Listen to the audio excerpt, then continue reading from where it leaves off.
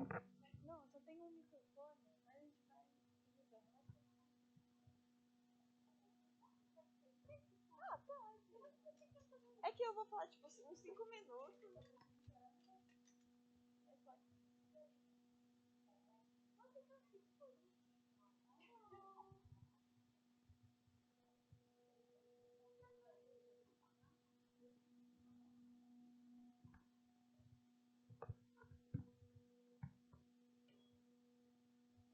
Boa tarde a todas e todos. Sejam bem-vindas e bem-vindos para mais uma palestra do Série Facamp com o nosso famoso quadro Conversas de Carreira, tornando-se internacionalista.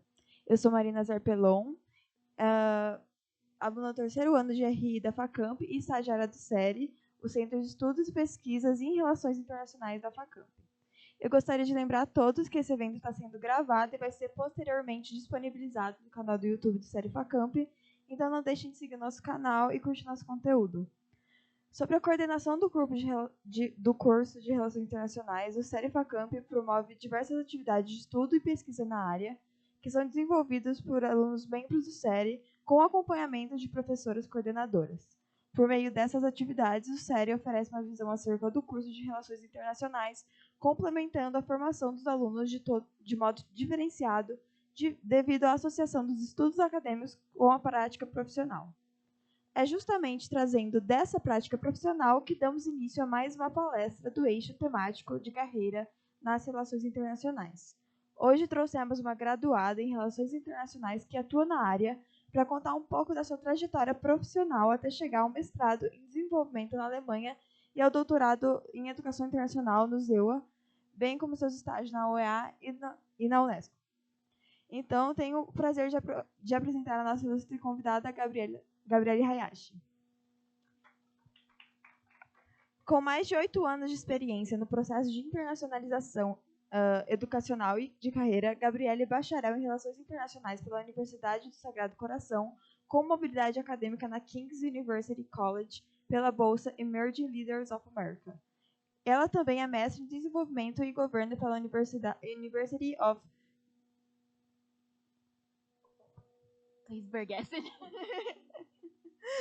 pela bolsa Dade Helmut Schmidt e candidata a doutorado pela Universidade de Maryland com a Dean's Fellowship. Gabriele realizou estágios internacionais de pesquisa em universidades como University of Pennsylvania e Vancouver Island University, além de estágios profissionais na Unesco, OEA e Young American Business Trust. Em 2022, trabalhou diretamente com a OEA na missão eleitoral do Brasil. Gabriele é apaixonada por educação e desenvolvimento humano e tem como propósito auxiliar mais brasileiros a entrar no mercado de trabalho internacional. Gabriele, nós agradecemos a sua presença e disponibilidade para participar do nosso evento. Passo então a palavra para a convidada para darmos início à nossa palestra. Obrigada.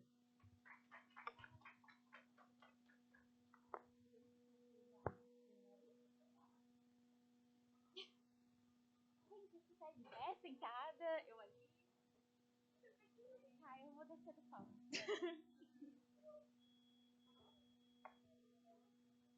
Ok, obrigada, Marina. Oi, gente, foi me falado que eu tenho que usar o microfone para pegar na gravação, então por isso a gente está no microfone hoje. É um prazer estar aqui, muito obrigada a todo mundo pela presença, especialmente depois do horário do almoço, que eu sei que dá uma sonequinha. Então, meu nome é Gabriele, mas podem me chamar de Gabi, porque Gabriele é quando minha mãe tá brava. E eu vou estar falando para vocês sobre a minha jornada em Relações Internacionais, que é uma jornada muito transformadora. Eu digo que é um curso que permite escolher tantas coisas que é confuso, então, ao mesmo tempo que é uma bênção, também pode ser uma maldiçãozinha aí. Desde que a gente saiba lidar, vai ficar tudo certo. Então, eu vou estar conversando com vocês um pouco sobre isso hoje. O slide não está concordando. Pronto. Então, uma linha do tempo breve para vocês. Eu escolhi fazer Relações Internacionais em 2015 e comecei em 2016 o curso na Universidade Sagrado Coração, que é uma universidade que ninguém conhece, tá tudo bem. É em Bauru, eu sou de Bauru, nascida e crescida no interior do estado de São Paulo. E dentro da minha graduação, eu utilizei da mobilidade acadêmica para participar de diferentes intercâmbios com bolsas de estudos. As bolsas de estudos que eu participei são bolsas de governos do exterior. Então, por exemplo, a Emerging Leaders of the Americas Program é uma bolsa do governo canadense que paga todos os custos para estudar no Canadá. Canadá. Inclusive, vocês têm essa bolsa aqui também, porque eu já vi, através da Universidade de Montreal. E essa mobilidade ela é de 6 meses. E esse foi o primeiro intercâmbio com todas as despesas pagas que eu realizei, que foi no ano de 2018. Eu gostei muito de estudar no Canadá e me abriu os caminhos para outras oportunidades internacionais.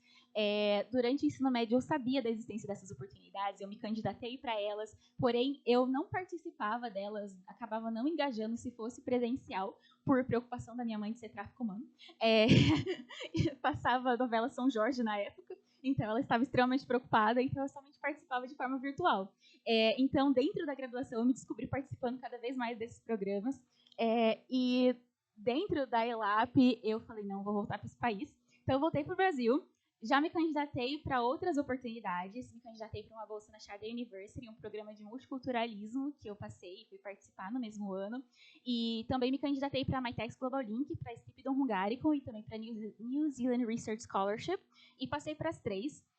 Escolhi não ir para a Stipendum Hungaricum, que não pode se fazer tudo ao mesmo tempo, apesar de eu querer. E para a Mytex Global Link escolhi ir, e para a New Zealand Scholarship escolhi fazer de forma remota. A Mytex Global Link ela é uma bolsa de estágio de pesquisa que ela é realizada em parceria do governo canadense com uma empresa canadense que se chama Mytex e também o governo brasileiro. Ela começou pela CAPES, mas quando os fundos da CAPES foram cortados, essa bolsa ela começou a ser administrada pela Mytex em si mesmo e atualmente ela existe através de parceria com a Fundação Araucária aqui no Brasil.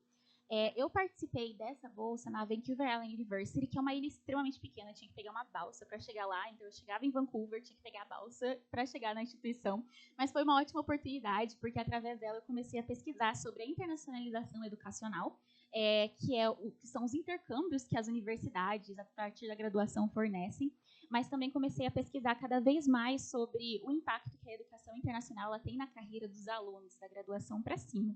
Depois dessa experiência, eu também tive a chance de participar da Latin American Leadership Academy. Eu não sei se vocês conhecem, mas é uma organização que é fundada aqui na América Latina. Ela concede bootcamps e cursos em São Paulo, no Peru, em Medellín. E eu participei no Peru e também consegui uma bolsa para ir para o Azerbaijão, para também estudar multiculturalismo e relações interreligiosas. Voltei para o Brasil em 2019. 2020 continuei o remoto pela Bolsa da Nova Zelândia. E logo depois desse período, aconteceu o que todos sabemos, que é a pandemia, mas em 2020 eu me candidatei para a bolsa de mestrado DAD Helmut Schmidt. Essa é uma bolsa completa para se estudar na Alemanha.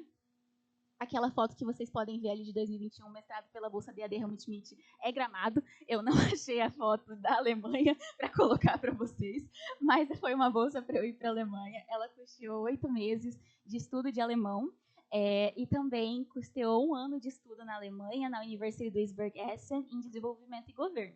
Durante esse mestrado, eu utilizei muito das oportunidades remotas, que é o que eu queria também conversar com vocês um pouco mais para frente.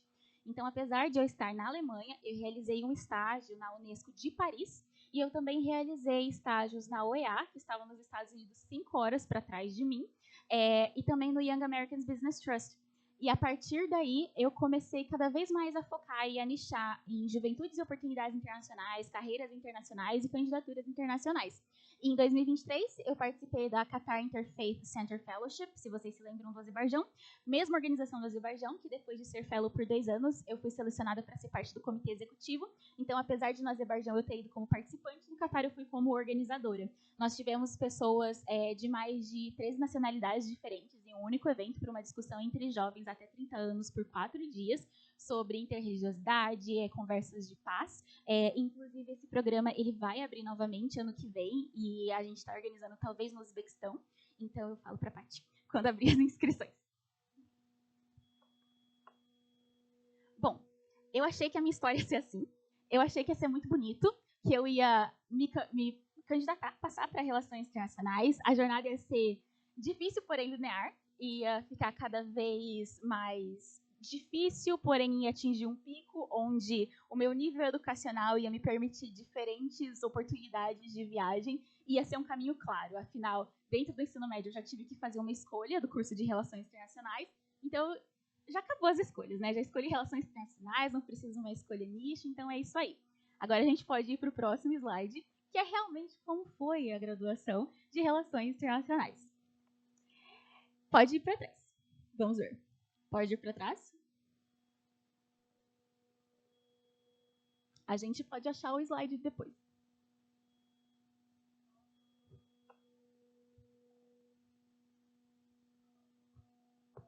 Pode ir para frente. Que seria esse? Que seria o que eu chamo de SIC, Síndrome do Internacionalista Confuso. Dentro de relações internacionais, como vocês podem estar experienciando agora, é um campo incrível, porque nós temos várias coisas para estudar.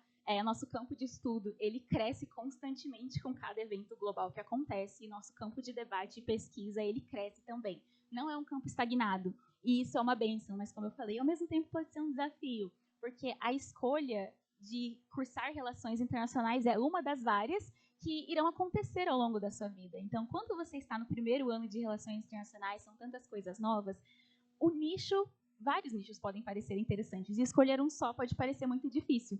Então, apesar de, no começo, eu achar que ia ser uma jornada, chegar ao pico, eu ia fazer todas as decisões, ia ser tudo muito claro e muito bonito, acabou que eu tomava uma decisão e eu achava que era certa, e acabou que eu escolhi outro caminho, achava que era certo, então foi através dos testes que eu fui descobrindo quais áreas eu tinha interesse. Então, através de iniciações científicas, através do centro acadêmico, através de eventos, estágios, trabalho voluntário, sempre em áreas diferentes, em funções diferentes, que me permitiu ter a ecleticidade que a área me permite ter, mas também descobrir o que eu odeio fazer e o que eu gosto de fazer, e tá tudo bem.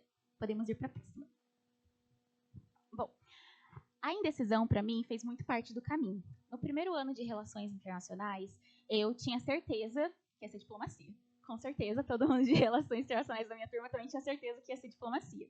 Porém, logo a partir do primeiro semestre, eu notei que não era o que eu queria, a parte de diplomacia não estava mais me interessando, e eu comecei a focar um pouquinho mais, talvez, na parte de direito do refugiado, especialmente devido às questões de refugiados venezuelanos que estavam acontecendo no interior do estado de São Paulo, na minha região.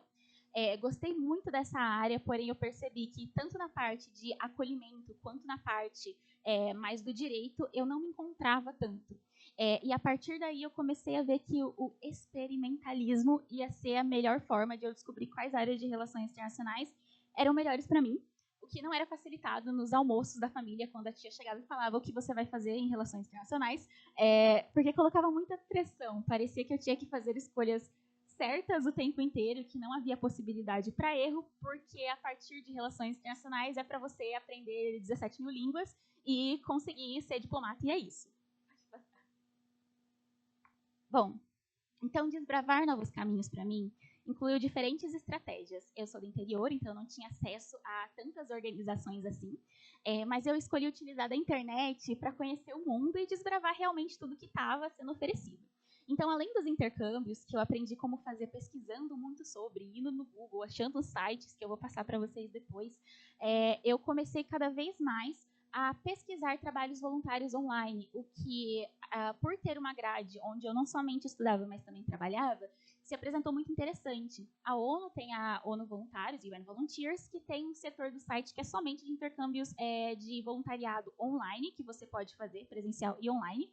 E essas exchanges, elas acontecem em períodos curtos. Então, por 2 semanas você dedica 3 horas por semana, ou até 1 hora por semana durante 5 semanas. E essas tarefas, elas são muito claras. Então, eu comecei cada vez mais a utilizar a internet para seguir esse caminho e encontrar qual era a minha paixão, ou pelo menos qual era a minha paixão no momento.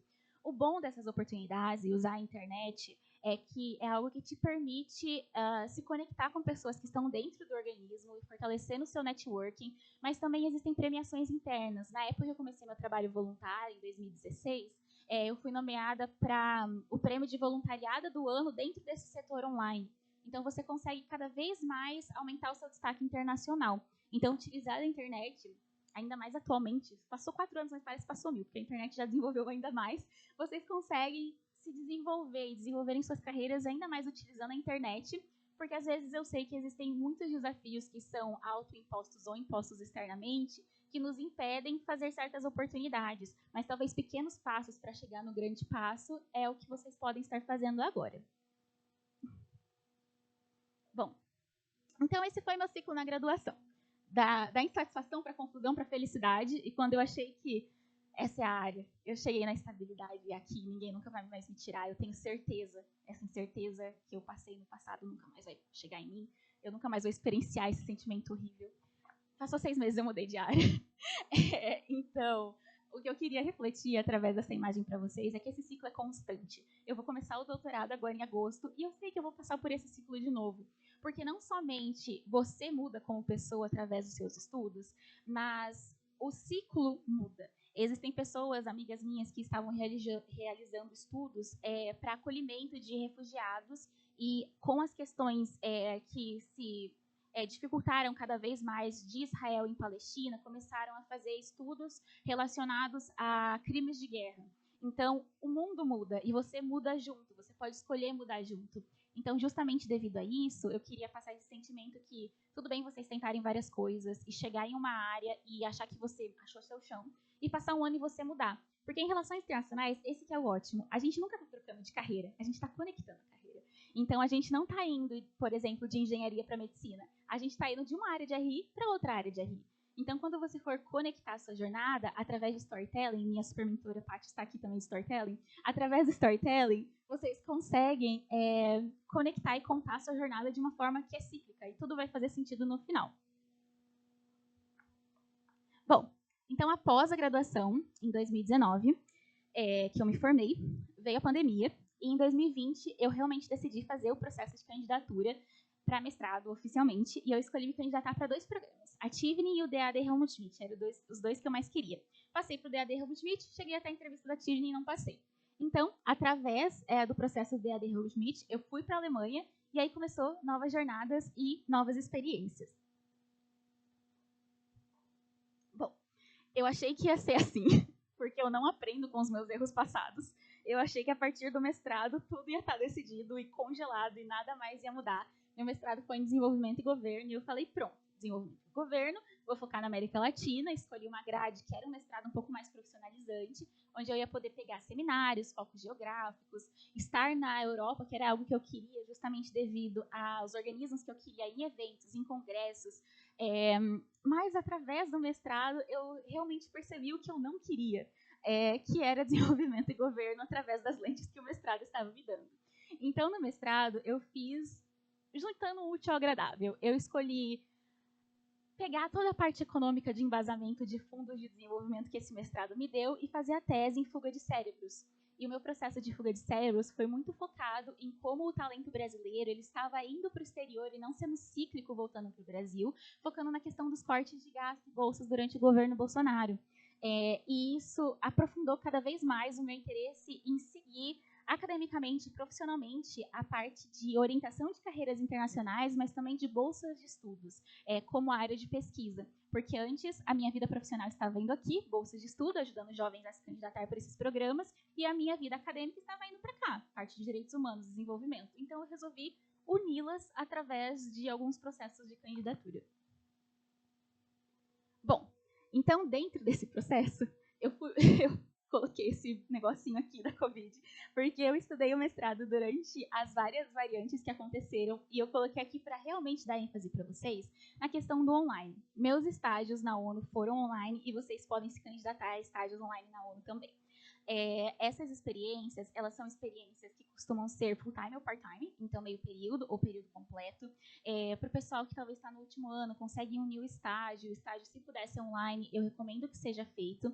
E dentro do mestrado, eu também percebi, para mim, a diferença das organizações e como elas trabalham. Eu trabalhei na Unesco, em um departamento de desenvolvimento focando em jovens, e a forma que era trabalhado ali, eu vi pessoas que foram estagiárias, entraram na Unesco, estão lá faz muitos anos, e a forma que elas trabalhavam, e que ficavam da manhã até a madrugada trabalhando naquilo, realmente apaixonadas por suas áreas, mas não era aquilo que eu queria naquela área. E durante o estágio na Unesco, porque eu não valorizava minha saúde mental, eu também fazia estágio na UEA. E dentro desse processo da UEA, eu percebi a diferença de trabalhar em um organismo global e um organismo global, porém regional. A UEA, Estados americanos e também Caribe, me passou a percepção de como esses organismos trabalham de formas diferentes. E através desse organismo, eu realmente comecei cada vez mais a expandir minha parceria com a UEA. Dentro da UEA, eu fiz o trabalho no Young Americans Business Trust, é um departamento da UEA que trabalha em parceria com a PepsiCo, fazendo desafios para jovens participarem de competições e ganharem viagens para os Estados Unidos para apresentar seus pitches para grandes investidores.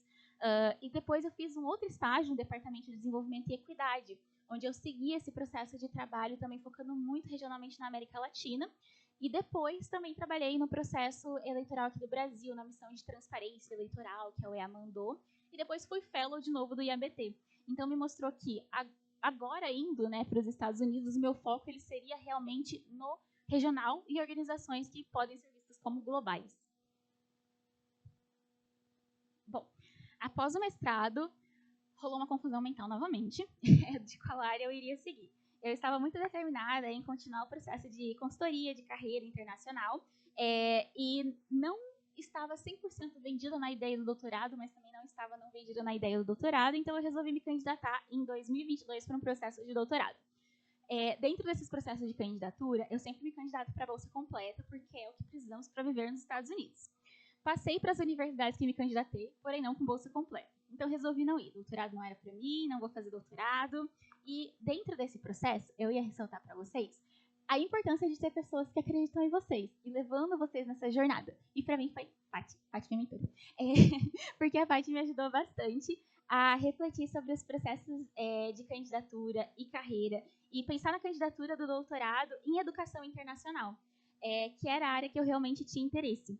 Dentro desse processo, eu comecei a filtrar professores e achei um professor incrível que estudava como as estruturas de bolsas de estudos de países do norte global, Estados Unidos, Europa, etc., para estudantes do sul global, nós e outros, estão em design para atrair o talento, mas não trazer o desenvolvimento para o país novamente. E essas bolsas, o fundo, o dinheiro, vem de fundos de desenvolvimento. O GIZ investe na bolsa do DAD, por exemplo. Então, o desenvolvimento local ele não está sendo retido aqui. Como a gente pode reter esse desenvolvimento aqui sem ter uma lei, alguma regra que faz a pessoa ficar aqui presa, sendo que ela quer estar lá fora? Então, eu comecei a pesquisar cada vez mais sobre esses professores e escolhi essa como minha área de interesse para o doutorado. Eu recebi o aceite e vou começar agora em agosto, indo semana que vem. Pode passar. Bom, agora eu queria falar com vocês sobre algumas dicas. A primeira dica seria sobre o processo de aceitar as incertezas. Aceitar as incertezas não é simplesmente falar, estou incerto, só vou nas aulas e pronto. Seria realmente você aceitar e abraçar as incertezas, mas também experienciá-las dentro do seu dia a dia. Através das aulas e práticas de autoconhecimento, vendo o que você gosta, o que você não gosta de fazer, através de práticas, leituras, vendo onde você se sente confortável, estudando sobre coisas que te deixam desconfortável, se te deixam, o porquê te deixam desconfortável, se existe algum problema que você quer resolver dentro da sua comunidade, algum problema que você vê no mundo e te causa muita indignação e que você quer resolver de alguma forma, esses costumam ser os caminhos para achar o que você gosta e o que você não gosta. Isso é falando da área, mas a gente também fala da execução. Você pode gostar de... Vamos supor, você pode gostar de direito do refugiado e trabalhar no Refúgio 343 em Boa Vista. Ou você pode gostar de direito do refugiado e trabalhar na parte de legalização de imigrantes refugiados no Brasil. Todo esse processo mais burocrático. Então, a gente tem um nicho, mas a gente também tem a forma que você executa esse nicho. E a forma que você executa, você também vai descobrir através da sua experiência. Você vai descobrir através da iniciação científica e dos TCC, se for por pesquisa. Você vai descobrir através da empresa júnior, se é um pouco mais business ou econômico. Você vai descobrir também através dos grupos de debate, se talvez seria através de representações. Então, essas experiências, elas são muito válidas. Mas também falar é muito bonito e fazer é difícil. Então, por vocês estarem aqui, uma grade integral, é muito interessante valorizar período de férias que vocês podem realizar esse processo. Não precisa ser tão puxado, pode ser meio período. Períodos também que você pode estar realizando ali uma semana de trabalho voluntário que existe dentro desses órgãos. E toda essa experiência ela se soma no final. E também a gente vai estar falando logo depois de candidatura internacional e eu vou falar para vocês o porquê isso é importante também. Pode passar para frente que eu me apressei, já falei isso. Bom, então, eu também queria falar da importância de networking e estar com pessoas certas. Eu acredito que dentro de um mundo extremamente conectado, a gente tem a chance de escolher com quem a gente se conecte.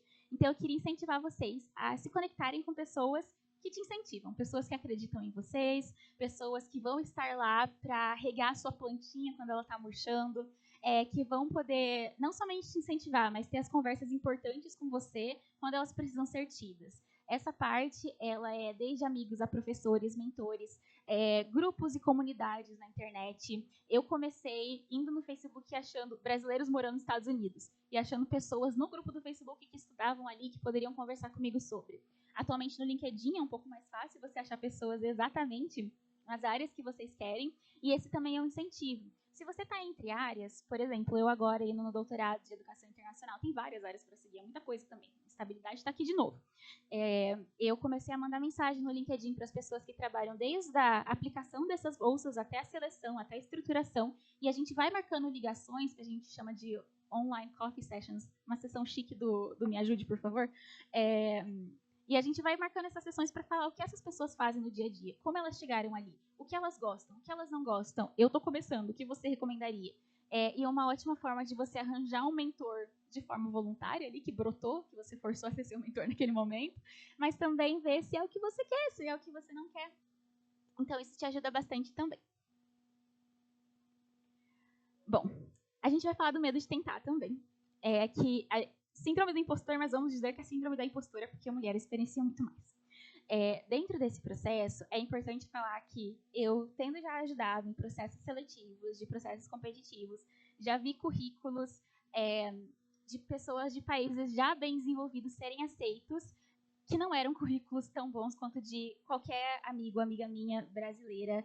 Então, eu ia falar que a gente sempre deixa a ameaça, entre aspas, o competidor muito maior na nossa cabeça. E que dentro desse processo, o currículo brasileiro, o currículo de brasileiras, ele é ótimo. As atividades que a gente realiza, as aulas que a gente tem, o engajamento, a proatividade, o jogo de cintura, é coisa que não tem tanto como se ensinar. Então, quando você está com essa síndrome, primeiro, você já tem o não, então vai atrás do sim. O não você já tem, mas ao mesmo tempo, se conscientize que o seu currículo provavelmente vai ser um dos melhores ali. Você só precisa saber contar a sua história. Então, a partir daí, é com você a sua dedicação. Estude sobre storytelling, estude sobre como estruturar um currículo competitivo. Se você vai se candidatar para a ONU, entre no UN Careers, lê todas as competências que eles têm, tem várias, e quais competências a vaga pede. Então, aí já está na sua mão o processo da pesquisa. E também, todo esse processo, a gente precisa falar sobre acessibilidade também. Está na mão o processo de pesquisa, mas não é todo mundo que tem o tempo para realizar essa pesquisa, ou que talvez dentro de outros nichos, comunidades que eu já trabalhei, tem internet ou computador para realizar essa pesquisa. Então, existem vários projetos sociais que também existem para auxiliar a BRASA, Brazilian Student Organization, que está aí para auxiliar vários brasileiros a conquistar bolsas no exterior. Primeira organização de brasileiros estudando no exterior, que inclusive concede bolsas de estudos para jovens negros fazerem graduação e mestrado no exterior. Então, dentro desse processo, apesar de ser extremamente real a síndrome do impostor e da impostora, algo que deve ser conversado com psicólogos e terapeutas, eu também queria passar essa perspectiva de alguém que experiencia isso até hoje e fala internamente que eu nunca vou me achar boa o suficiente para os meus próprios padrões, porque eu coloco as pessoas que estão se candidatando juntamente comigo muito acima de mim, eu elevo muito elas, e ao mesmo tempo que é algo que, através de uma dedicação, de uma boa narrativa, de uma boa pesquisa, você consegue até superar os seus próprios limites dentro desse processo. Então, nenhum sonho é grande demais, desde que você tenha estratégia. Então, você pode sonhar fazer um doutorado em Harvard, desde que você tenha estratégia para fazer um doutorado em Harvard. Então, se você está no terceiro ano, quer fazer meu doutorado em Harvard, achei o meu curso dos sonhos, tudo bem, nada te impede. Mas vamos ver o perfil de quem passou nesse doutorado de Harvard. Vamos ver o que essa pessoa fez. Vamos mandar mensagem no LinkedIn. Vamos marcar uma conversa com ela. Segue os passos que ela te falou. Começa a publicar agora. Começa a fazer seu networking, construir agora. Vê eventos que você pode ir em Harvard que talvez tenha uma bolsa para você fazer seu networking. Vai nos congressos onde o professor está no Brasil, aqui em São Paulo. Então, faça seu trabalho com estratégia. E nenhum sonho é muito grande. A partir do momento que você estrategiza tudo muito certinho e organizadinho. E é isso, gente. Muito obrigada. É isso. Muito obrigada, Gabriele, por sua apresentação. Agora abriremos espaço para algumas perguntas do público. Vamos fazer rodadas de 2 em 2 perguntas para que a nossa convidada possa respondê-las em conjunto. Aqueles que gostariam de fazer uma pergunta, por favor, levante sua mão para que eu leve o microfone até vocês. E não se esqueçam de apresentar antes de fazer a pergunta.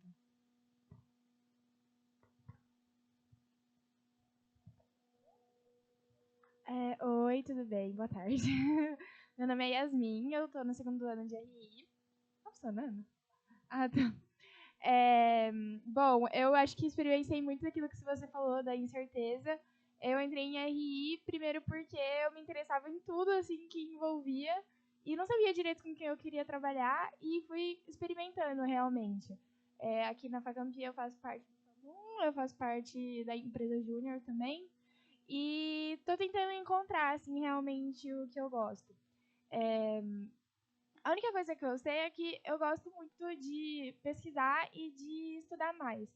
Eu fiz intercâmbio também em Vancouver durante o ensino médio e eu venho buscando achar algum outro tipo de intercâmbio que eu possa fazer para agregar na minha carreira.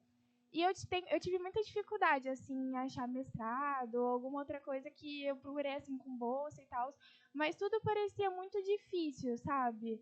Com, com processos muito complexos e tal. E eu queria saber como que você fez para pesquisar sobre em que direção você foi. É isso, obrigada. Meu nome é Daniel, eu estou no 1º ano de Relações Internacionais. E a minha pergunta também ela vem justamente igual dela. Desde o começo, desde o ano passado, eu queria fazer o curso de RI, porque eu me identifiquei muito com as pesquisas que eu fiz também. Só que de um tempo para cá, assim, eu me vejo incerto se é o que eu quero seguir, porque eu tomei na minha cabeça que, para mim, acho que seria melhor, seria uma área de marketing, mais voltada para o marketing e tudo mais. Só que eu tô tentando achar um jeito de encaixar relações internacionais junto com isso. E eu queria saber de você se é possível isso e tudo mais.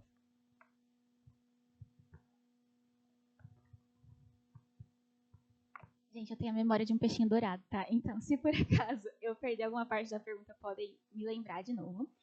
Então, eu entendo a questão de quero continuar estudando, gosto de estudar e eu acho que essa parte eu também me identifico bastante. Eu quero continuar estudando, eu quero continuar aprendendo, essa fome do aprendizado. E acho que a gente de Relações Internacionais se identifica muito com isso.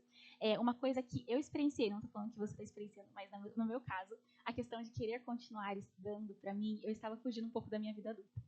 Eu estava fugindo um pouco da minha vida adulta, então eu queria continuar na vida de estudante, não me colocando no lugar de mulher adulta, entrando no mercado empresarial. Então, a primeira coisa que eu avaliaria é isso, porque eu tive que avaliar em mim, então, não necessariamente você, mas se alguém estiver experienciando isso, a primeira coisa que eu queria falar. A segunda coisa seria, o estudo pode ser a sua carreira. Então, se você gosta de estudar, nada te impede de completar uma graduação e ir direto para um doutorado. No exterior é possível você fazer esse pulo, não tem que fazer o mestrado primeiro em algumas instituições, especialmente ciências sociais e humanas. Então, você pode fazer isso. Mas, para isso, a gente precisa nichar. Então, a gente precisa entender, apesar de você gostar de estudar e com certeza gosta de várias áreas, qual área faz seus olhos brilharem? Qual área, quando você está estudando, pode passar o tempo? Se for domingo à noite, eu vou estudar essa área, não tem problema.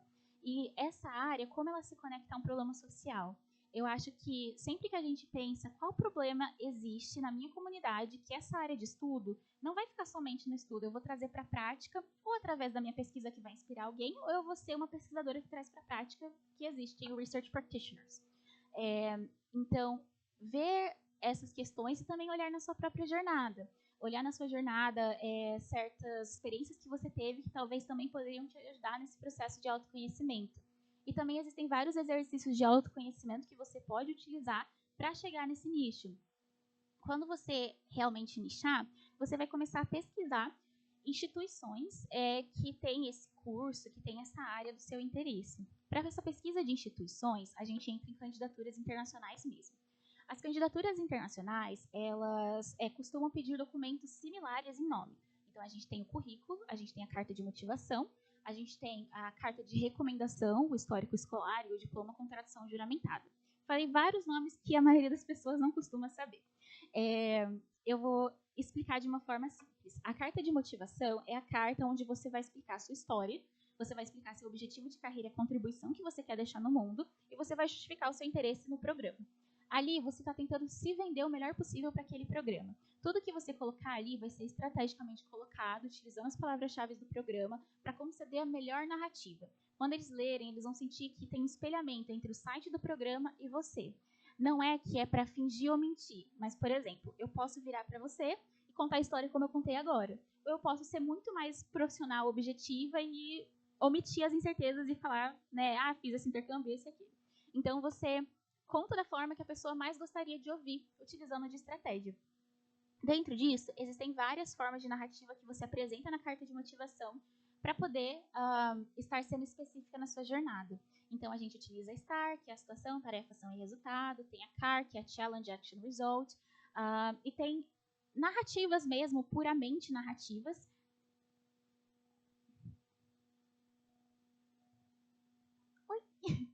E tem narrativas mesmo, puramente narrativas, que existem. Então, tem a jornada do herói, que muitas pessoas que se candidatam em essays para graduação utilizam. Então, estudar todos esses processos para apresentar a sua história da melhor forma. Essa carta que eles querem, entender quem é você, entender qual é a sua história, por que você quer esse programa e por que você. Eles querem saber o porquê você. O currículo, ele vai ser o documento mais objetivo para mostrar suas credenciais. Ali você vai estar apresentando, então, tudo o que você fez através de uma narrativa estruturada.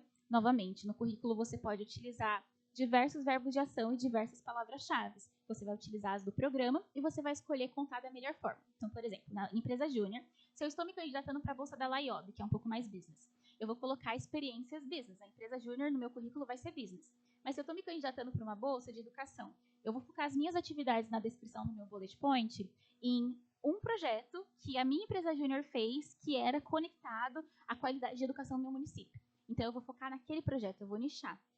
Então, sempre de acordo com o que a oportunidade quer, o que vai se destacar melhor na oportunidade. As cartas de recomendação são cartas que seus professores ou seus chefes vão escrever, também sendo específicos, te recomendando para o programa, utilizando, se possível, as palavras-chave desse programa também. Esses documentos, somados aos testes de proficiência, a tradução dos seus documentos, são o que compõem a sua candidatura. E para entender como esse processo funciona, é realmente necessária pesquisa, assistir aulas. Tem vários vídeos no YouTube sobre também que você pode assistir, mas a maioria das candidaturas costuma pedir esses documentos. A forma que pede pode ser diferente. Às vezes o currículo para a Europa é o Europés, às vezes é um currículo um pouco mais acadêmico. E, ao mesmo tempo, algumas oportunidades até podem pedir essays, podem ter perguntas específicas que você tem que responder. Então, esse é o pacotão da candidatura. Para o seu processo de candidatura para o mestrado, para o doutorado, eles também podem vir a pedir algo chamado written work. Written work é uma palavra chique para algum trabalho que você já fez no passado, e que você vai pegar esse trabalho, desde que seja um trabalho de qualidade, que mostra a escrita científica bem, você vai traduzir para o inglês e você vai encaminhar como atestado que você sabe escrever cientificamente. Projeto de pesquisa não costuma ser tão pedido. Eu já vi ser pedido em Cambridge, já vi ser pedido, acho que em alguma universidade na Holanda, mas não é tão comum quanto no Brasil, é um pouco mais da exceção.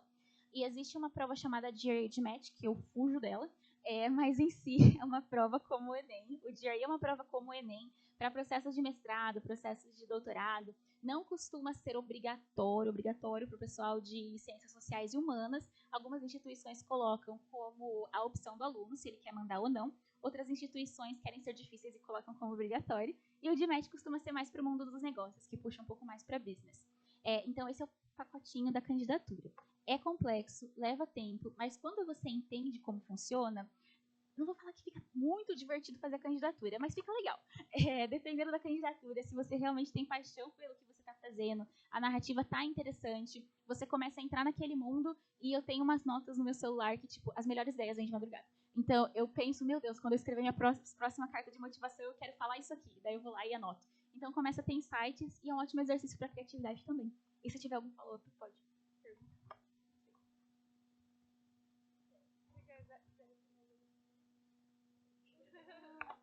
Eu falei que eu tenho a memória de um peixe dourado. Ok. Então, sobre a questão... Primeiro, você está no primeiro ano é o ano mais confuso mesmo, não tem problema. Sobre marketing. Eu já trabalhei em social media e marketing, sendo de relações internacionais. Então, com certeza é possível.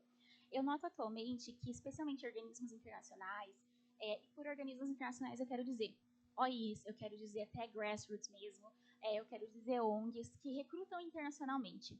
Ou até empresas, por exemplo, a Deloitte é um organismo, mas maiores, assim, de consultoria, Intersect Power e etc., são instituições que, quando recrutam alguém de marketing, recrutam alguém de social media, não simplesmente quer a pessoa que é ótima em marketing e social media.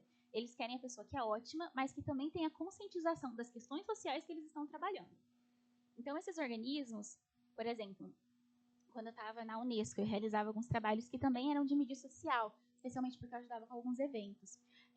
E todo mundo lá, que já era contratado de mídia social, já fazia mais de 5 anos, então eles eram staff mesmo, eles eram formados em relações internacionais, ou era economia, ou era direito, então, e acabaram indo cada vez para o marketing. O marketing, ele é uma ótima forma de você unir relações internacionais com a questão também do soft power, ou você unir relações internacionais com a questão do combate a fake news. Então, existem várias formas de você unir o marketing a relações internacionais, e eu acho que cada vez mais a gente está crescendo, indo para a questão de organismos internacionais quererem pessoas que estão conscientes de questões humanitárias, questões sociais, ODS, Objetivos do Milênio, para serem contratadas para essa parte de marketing. Eu falaria que talvez entender qual parte de marketing te interessa, qual público você gostaria de trabalhar, o que você gosta de fazer dentro do marketing, e daí entender quais organismos ali estão atuando dentro, que talvez você poderia achar a pessoa de mídia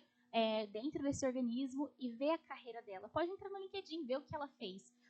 A maioria das pessoas passaram por um curso de relações internacionais, ou são pessoas que estão na área de comunicação há um certo tempo, talvez se formaram em comunicação, mas fizeram um mestrado na parte de direitos humanos, acabaram nichando depois da graduação.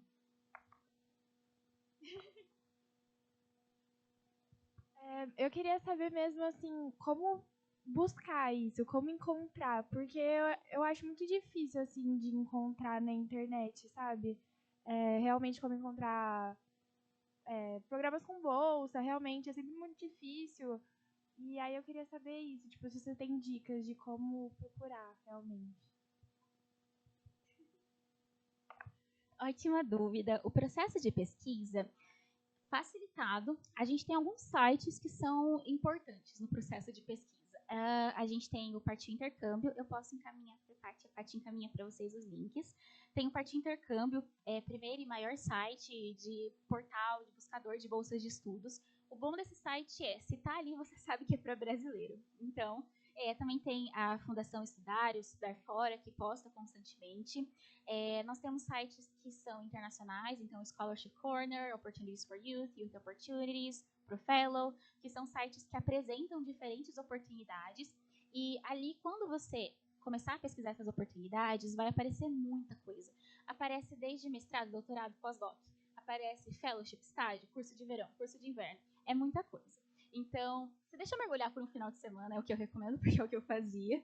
Se deixa mergulhar por um tempo, e daí você começa a selecionar aqueles que você compra o pré-requisito, ao mesmo tempo que você sente que você teria mais interesse, que parece, como a Paty fala, que tem seu nome e sobrenome escrito ali, dentro desse processo de candidatura. E dentro dessas pesquisas, eu também sugeriria você começar a seguir embaixadas e consulados. Uma breve explicação: existem diferentes tipos de bolsas de estudos. Nós temos bolsas de estudos governamentais, que seria, por exemplo, a ELAP, que eu fui para o Canadá, a DAD, que eu fui para a Alemanha. São bolsas de fundo de desenvolvimento que são aplicadas por governos específicos para desenvolver uma região específica. Então, essas são as de governamental. Nós temos aquelas que são internas. Então, aquela universidade, aquele departamento, aquele professor fornece a bolsa.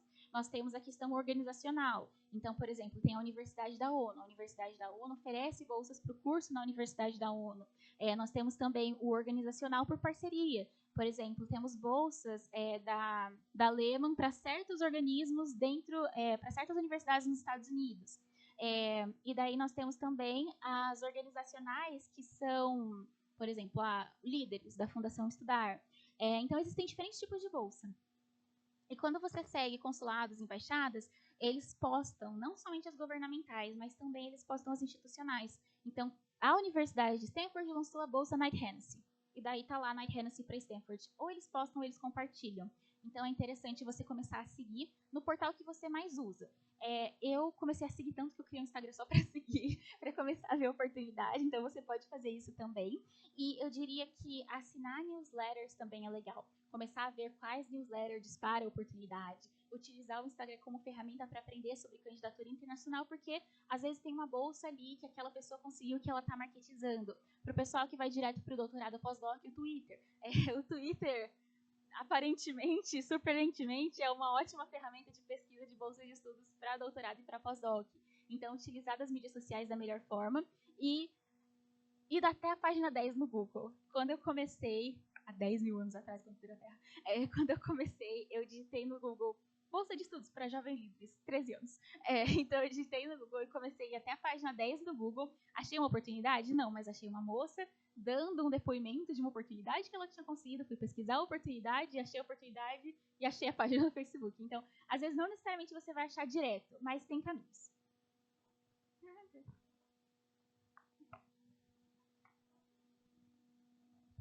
Alguém tem mais pergunta? Oi, obrigada pela palestra, primeiramente. Eu sou a Vitória, estou no segundo ano de RI. E eu quero trabalhar com organização internacional, mas eu não sei, eu sou uma pessoa que, tipo, eu gosto muito de estudar, mas são poucas coisas que realmente prendem a minha atenção. E eu queria muito poder conseguir trabalhar e nichar em relação a conflitos.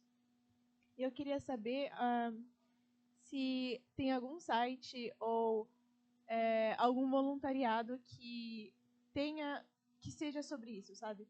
Sobre conseguir aprender como pesquisar sobre conflitos, como entender os conflitos e coisas assim, porque eu já pesquisei, já tentei pesquisar, fui até a página 10 do Google, não achei muita coisa, mas eu queria... É uma das coisas de relações internacionais que mais me interessa. Eu queria muito saber como eu posso nichar o meu meio e como eu consigo me inserir ali. Conflito, você fala questão, conflito, estudo de guerra, questão, conflito, consequência do conflito, ou você está tentando entender qual parte? Tá. Claro, perfeito. Eu diria que você já, então, puxou de relações internacionais para uma sub-área, o que é ótimo. Então, agora a gente vai tentar achar seu nicho. O nicho a gente acha pela experiência, que é muito importante que você já está buscando trabalhos voluntários. Quando você for achar trabalhos voluntários online, provavelmente você vai conseguir agir em certas questões burocráticas, administrativas, talvez realizando tradução de documentos que estão conectados a isso, talvez tenha algum press release que eles tenham que fazer sobre algum conflito acontecendo e precisa traduzir para 18 línguas, e uma delas é o português, e você vai auxiliar. Então, talvez, ótima oportunidade, mas não para estar na ação aprendendo. Eu falaria que talvez é interessante você listar todos os nichos dessa sub-área que você sente um interesse, que você gostaria de aprender mais sobre. Então, lista. Pode pedir para o ChatGPT listar para você qualquer coisa. Então, pega ali essa lista e começa a verificar primeiro possíveis cursos de verão e cursos de inverno que pode existir dentro dessas áreas. Existem vários cursos dentro dessa área. Você pode começar também a puxar essas áreas específicas e colocar no Google Scholar, ver qual pesquisador do Brasil está pesquisando sobre, fazer o contato com esse pesquisador, ou também internacional, e ver se eles podem te conceder um estágio sazonal. O estágio sazonal é o Summer Job e o Winter Job, então o curso de verão não, trabalho de verão, trabalho de inverno, que é um trabalho de período limitado, geralmente 3 meses, que você vai estar auxiliando esse profissional a conduzir a pesquisa dele. Então, isso pode ser desde revisão de literatura até a questão de base de dados.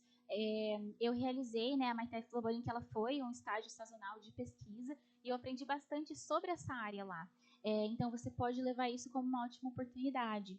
E, ao mesmo tempo, quando a gente fala do internacional, você pode estar encaminhando e-mails para os professores que você acha, oferecendo essa assistência que você quer aprender mais sobre. Pode ser virtual, pode ser presencial. Se for presencial, tem que ver a questão de bolsa com o departamento do professor, caso existir. Então, eu falaria que pesquisar cada nicho dessa sub-área vai te gerar mais leads, vai te gerar mais indicativos do que simplesmente pesquisar a sub-área em si. E também vai te ajudar a achar mais cursos. Você pode pegar cursos dentro da Harvard Kennedy School, por exemplo. Você pode pegar a Harvard School of Social Sciences. Ir pegando essas instituições que lançam esses cursos online, que concedem bolsas para os cursos online. Ou se você quiser ir presencial, algumas vezes as universidades para cursos de verão, cursos de inverno, concedem esses cursos. E você também pode participar de summits, conferências, congressos, a One Young World que vai acontecer em Montreal, você pode ver as temáticas ali, ver quais das temáticas você pode debater. Algo muito debatido agora é a questão de refúgio e questões climáticas. Então, se você pode ver as consequências dentro das questões de conflito, em questão de refugiado, em questão climática, se você consegue unir tudo isso. Sei se tem a maior conexão na minha cabeça, não sei, mas estou dando uma ideia. Então, ver também esses eventos que acontecem para você expandir a sua rede e cada vez também conhecer mais pessoas da área, poder conversar mais com elas e ver qual caminho você pode seguir. Então, é bastante coisa de fuçar e tentar pesquisar da forma mais criativa possível para conseguir achar as respostas que você quer. E também a questão do LinkedIn. Pesquisar pessoas que trabalham nos organismos que estão conectados à questão de conflitos, ver o que essas pessoas estão fazendo ali, achar talvez um brasileiro, acha um brasileiro e manda mensagem para o brasileiro para ver como ele chegou ali. Então, realmente utilizar do que indica para conversar com essas pessoas e ver o que elas te recomendariam também, especialmente atualmente com a questão Israel-Palestina, estando mais em ênfase, você pesquisando sobre no LinkedIn, as publicações que haverão ali sobre, você consegue achar essas pessoas talvez mais fácil do que no passado. Então, quem está postando sobre, onde ela trabalha, como eu consigo estar trabalhando junto com isso.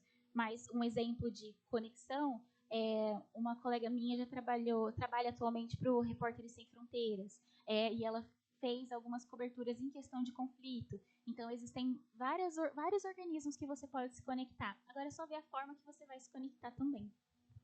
Imagina. Muito obrigada pelas respostas, pelas ótimas perguntas. E por conta do tempo, encerramos assim a palestra Conversas de Carreira, tornando-se internacionalista. Gostaríamos de agradecer mais uma vez a presença da Gabi e a sua excelente apresentação. Também agradecemos também a presença de todos e não deixem de seguir as redes sociais do SERI. Gostaríamos de relembrar também que a gravação dessa palestra estará disponível no nosso canal do YouTube e deixaremos acesso no Linktree da bio do nosso Instagram, @SeriFacamp. E também a gente vai mandar para vocês todos esses sites que a Gabi falou. Muito obrigada, gente!